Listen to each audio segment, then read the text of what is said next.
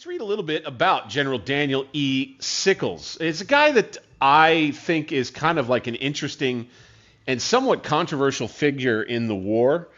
Daniel Edgar Sickles, born October 20th, 1819, all the way to his death May 3rd, 1914, a colorful and controversial American politician, Union general and diplomat.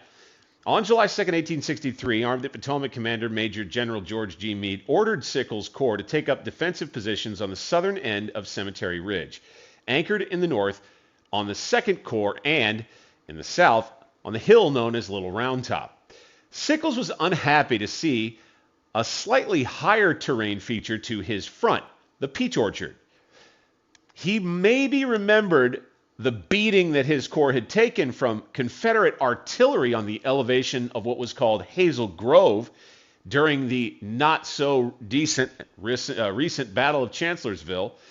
Sickles, violating his orders, advanced his corps almost a mile to the west of Cemetery Ridge. Now, this had two effects. It greatly diluted the defensive position of his corps, stretching it very thin. It created a salient that could be bombarded and attacked from several sides. Meade rode out and confronted Sickles about his insubordination, but by that time it was too late.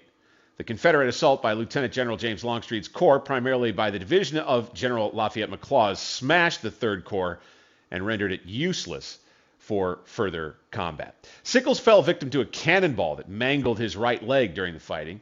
Carried by stretcher to an aid station, he bravely attempted to raise his soldiers' spirits by grinning and puffing on a cigar while being carried away on a stretcher. His leg was amputated that afternoon, and he insisted on being transported back to Washington, D.C. at once. He reached the capital July 4th, after the battle was over, bringing first news of the great Union victory and starting a public relations campaign to ensure that his version of the battle would prevail. I believe that really gets into the main thrust of sort of a defense of Sickles about why he advanced on the Peach Orchard.